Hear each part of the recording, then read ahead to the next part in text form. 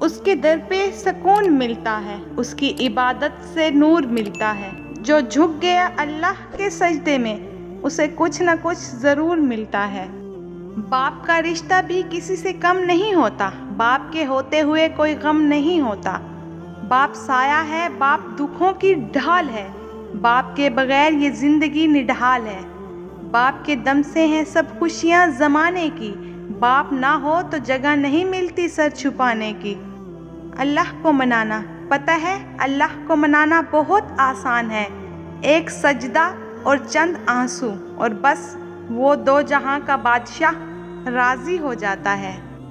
خدا جس کی حفاظت کی حیا جب ٹھان لیتا ہے تو پھر مکڑی کے جالوں کی وہ چادر تان دیتا ہے۔